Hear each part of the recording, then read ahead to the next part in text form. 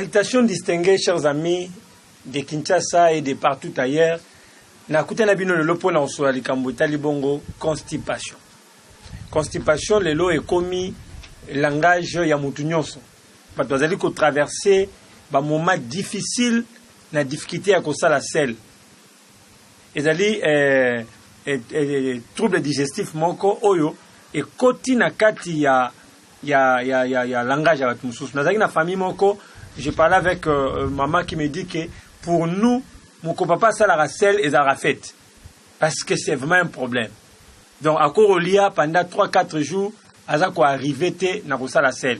Et cela, ça amène beaucoup de complications où les gens a été basé beaucoup plus trop dérangé. Alors, nous avons quelques recommandations pour aider Bisso à résoudre le problème de la constipation. D'abord, on a expliqué dans la constipation ezanine. Constipation ezali quand les intestins ils ont travaillé de manière ralentie.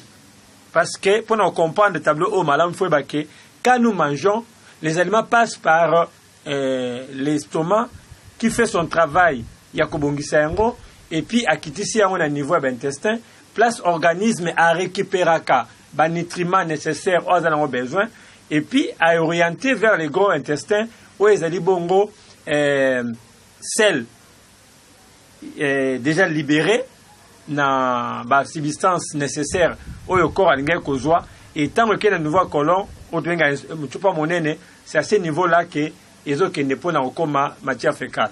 Alors ce qui processus il y a digestion et ça malamuté et ça n'a pas des avantages et belé pour les autres nabiso. Et là il faut noter que quand le processus est mauvais et que digestion est rapide, vous aurez la carence alimentaire. C'est-à-dire quoi? Chaque aliment, dans nos contacts avec M. Zoël Bosso, nous avons expliqué la catégorie d'aliment. Chaque aliment dirait na digestion et zoaka tamboni. Par exemple, si on a les mapa, si on a les moussuni, si on a les légumes, dirait nango pour que la digestion salama, et y a combien de temps? Tu comptes na ba détail wana ba M. Zoël Bosso. Mais avant de commencer, je vous amène dans un tableau et on faire comprendre que ceux qui digèrent des aliments rapides, par exemple, ou digérer rapidement, le corps n'a pas eu le temps de retirer les nutriments. Parce que, le corps n'a pas besoin de bananes. Le corps n'a pas besoin de pain. Le corps n'a pas besoin d'ananas. Le corps n'a pas besoin de citron. Le corps n'a pas besoin de ce qui est au corps thé. Le corps n'a pas besoin de ça. Le corps a besoin de ce que votre aliment contient. Est-ce que ananas nazo les anani nakat? Bitabeza ni nakat, lipa eza ni nakat. Biloko za nakati ya nana wana de tobenga kayango ba nutriments. Il y a différence entre aliment na nutriments ou bien alimentation na nutrition. Il y a deux choses différentes. Alimentation zali biloko. O ezali boso nanga lokola anana, lokola maki, lokola mapa, yango ne obenga aliment. Et outil na mo alimentation. Nutriments, ton nutrition maintenant, ton nutriment, et d'aller sur koyo, tangu métabolisme salamaka. C'est-à-dire, n'allez par exemple ananas.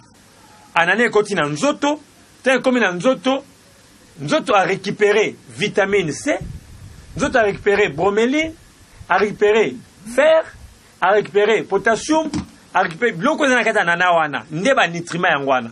C'est ce que le corps a besoin. Oye tikali wana eza ba déchets quelque part comme na toilette. Ndo mona peut-être lelo au lieu qui pondu au mona pondu sel neuza vert. Au lieu qui ma dessous ya rouge wana sel neuza rouge. Alors au mona sel wana ezali ba déchets oye tikali après avoir retiré les valeurs nutritionnelles na kata biloko wana. Ni na bengi ba nutriments. Alors nutrition c'est quand il y a une métabolisation, il y a une transformation. Ce qui est à l'intérieur, c'est le travail de nutrition. C'est ça les nutriments. Mais quand l'aliment n'est pas encore mangé, là on parle des aliments, quand c'est encore à l'extérieur. Mais quand ça entre, on ne parle pas de d'aliments, on parle maintenant des nutriments. Moi, différence, voilà, malamu, et ça la rapport à comprendre. Alors quand on parle d'un nutritionniste, eza mutu oyo, ayekoli, valeur nutritionnelle ya ba aliment. C'est-à-dire, ayebike, nazali boso maladie oyo, par exemple, constipation, awa, et loko nini oyo ekozala approprié pour naye nutritionniste agronome par exemple aotala libanda loko ya koni abimisi par exemple anana boye agronome asuki awa mais nutritionniste sikoyo aota nyeza na kati ya anana wana pour na quel état de santé na kopesa mutu yango. Donc c'est comme ça le travail oyo ça la niveau ya travail tozana yango la nutrition. Alors quand il y a une forte digestion rapide, vous perdez automatiquement les valeurs. Mais ce qui dit des choses appelées lentes et ça ralentit, là aussi il y a un problème parce que tant qu'on va libérer des éléments et que biloko anitika na kata nzoto et comme obstacle pour la continuité à santé. Et comme bota ba mindono mususu et ba complication mususu oye comme akino na ba opération au moment où tout ça a comme la première colon, tout ça comme la cancer ya colon et ça suite aussi moko ba complication pe constipation et même la kabiso. Alors si ko pona ko veiller na likam oyo na ko pesa biso quelques recommandations pour na ko aider biso ko résoudre problème oyo.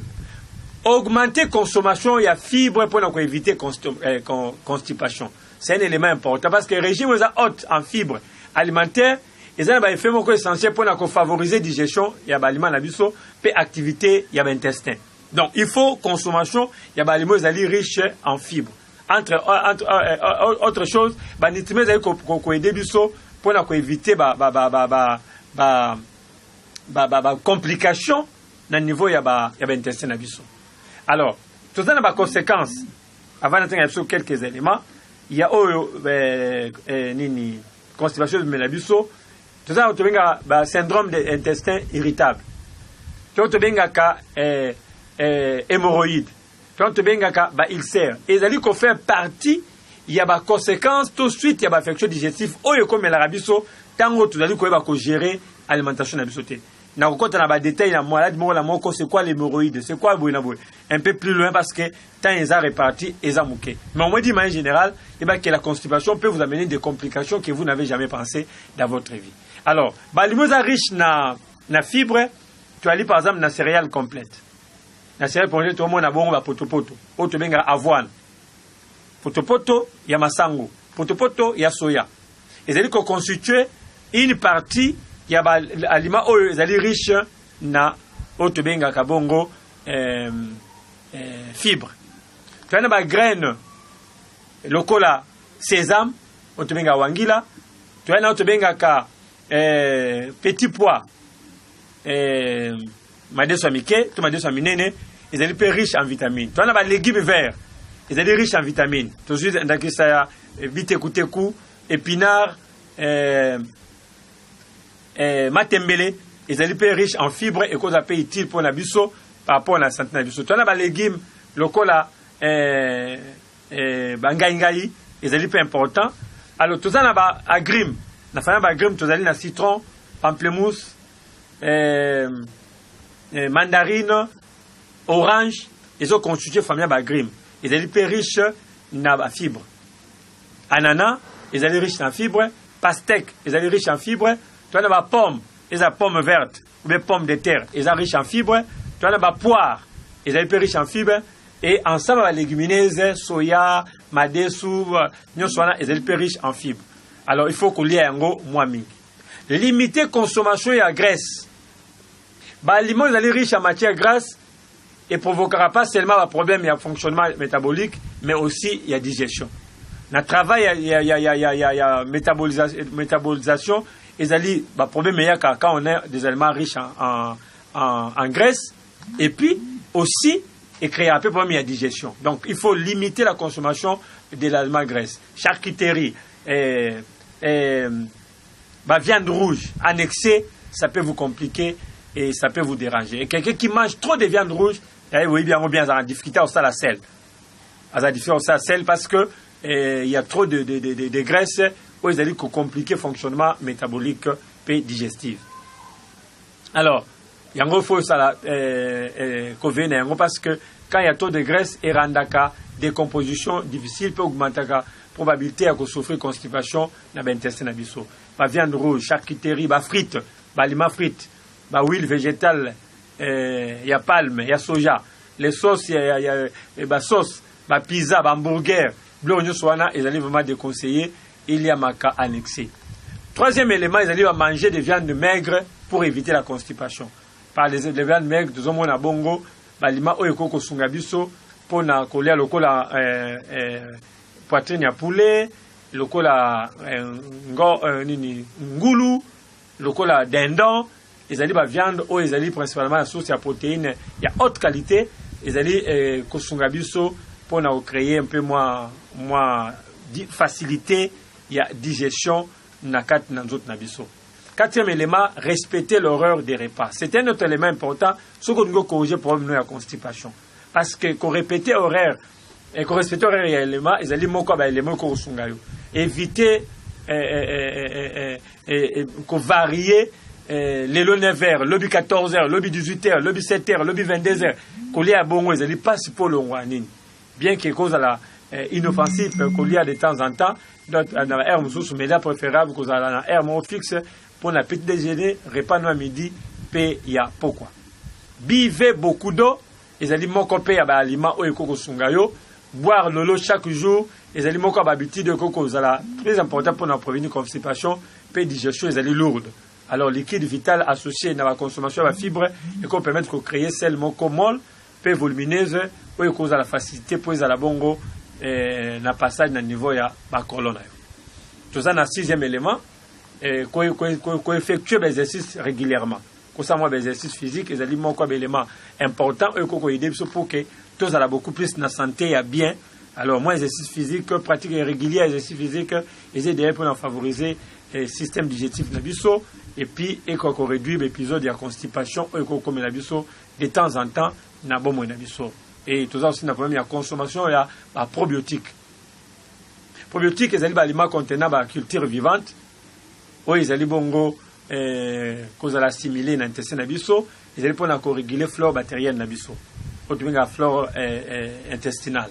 Alors tout ça na ba yaourt, tout ça ba lait caillé et fait partie il y a des éléments très importants où tous ont besoin. Il y a quand même un peu mingi et quoi aider. Huitième élément, ils allaient causer l'exercice naturel pour éviter constipation. Tous allez na aloe vera, païpaï, jianana, bitabe, figue, eau chaude avec les citrons. Ils allaient kosungabiso pour que tous aient un problème de digestion facile. Et puis enfin, tous en habitude, il y a aucune toilette, tant ou sengiyo. Mon câble comme ça, sur la constipation, c'est quand vous n'allez pas à la toilette pendant que le corps en a besoin. Ce qui est assez les mati, le cas toilette qui est colongola. Alors, ce que vous avez aucune toilette, il y a un moment donné, le corps va commencer, il y a qu'au à sengon pour, soit sengyo pe sa kayangote. Et ça complique aussi les tableaux et l'organisation. Voilà un peu, Bandeko, 9 recommandations. Oyo et quoi qu'on aider pour na muto zali couper la constipation. Mais pour ceux qui ça, je donne des recettes rapides pour na aider yo. Au zibongo, jus à citron, mon copé de l'autre cuillère, il y a huile d'olive. Mélangez yango, mêlez yango et quoi aider yo pour que constipation na opé et la libérer. Une autre recette importante, ils allaient bon bitabe ou tout yango et comme il pâte, ou sopeli yango 3 cuillères il y a huile d'olive. Au coup bah c'est peu moins d'amba citron du colo, c'est pas aussi mauvais.